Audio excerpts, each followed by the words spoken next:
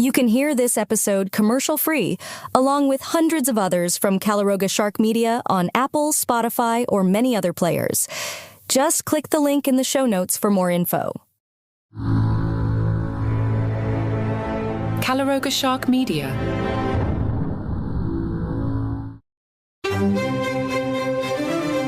Hello and welcome to Palace Intrigue. I am your host, Mark Francis. With every news cycle is a new version of a timetable for Kate. Vanity Fair suggests that reports claiming that Kate is unlikely to be back at work until next year are inaccurate.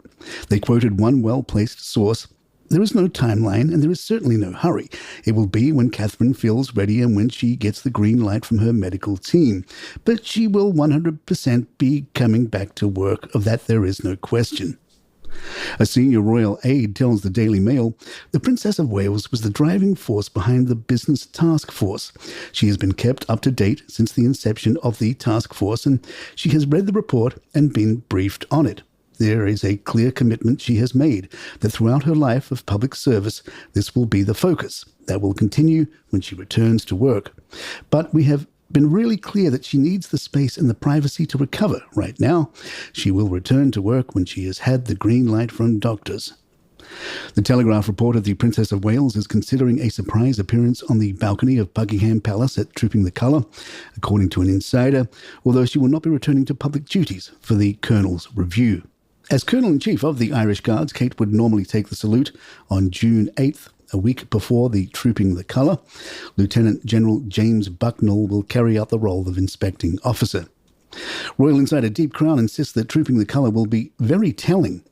Either she will appear on the balcony, resplendent and radiant as ever, or her absence will speak volumes about the true state of her health and the challenges that lie ahead. There will be no more room for speculation or guesswork. The truth will be laid bare for all to see. And just a reminder that Deep Crown does a weekly podcast exclusively available to Palace Intrigue paid subscribers. You can see details on how to be a subscriber in the show notes to sign up.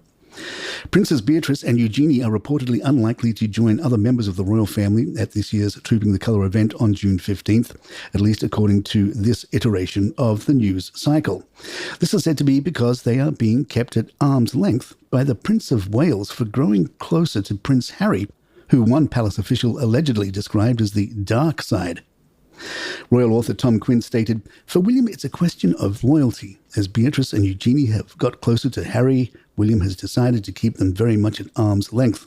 The two sisters are known to be close to William's brother Harry and the Duke of Sussex, thinking his cousins can sympathise with him the most." King Charles and Queen Camilla made a surprise appearance at the 2024 Epsom Derby yesterday afternoon to watch some horse racing. They were particularly interested in a horse named Treasure, run in the Bedford Oaks. Treasure was bred by the late Queen Elizabeth. The Epsom Derby was a favourite of Elizabeth, who was a regular attendee. Palace Intrigue will be right back.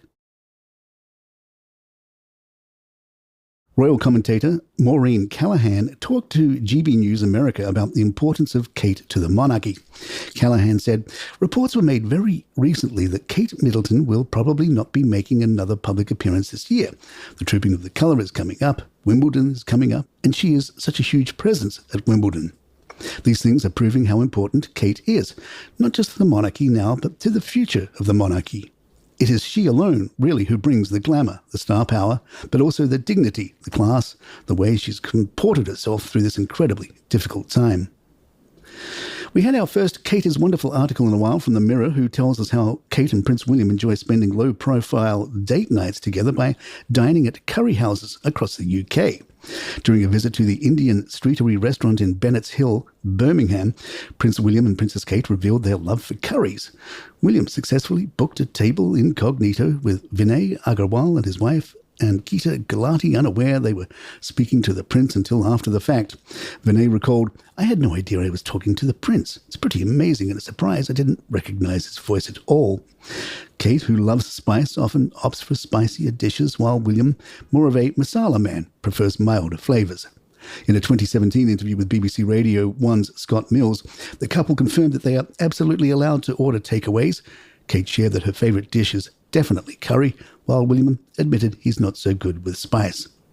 On a separate appearance on BBC Radio 5's Live's That Peter Crouch podcast, William elaborated on his food preferences, revealing that although he doesn't enjoy very spicy food, he does appreciate a chicken masala, occasionally stating, "I'm not a Vindaloo man." We also learned via the Mirror that one of Kate's favourite dining spots is the Old Boot Inn in Stanford Dingley, a quaint village in Berkshire near her childhood home in Buckleberry, where her parents still reside. Rhodey Warrett, a former chef at the pub, shared that Kate enjoys several delectable items on the menu.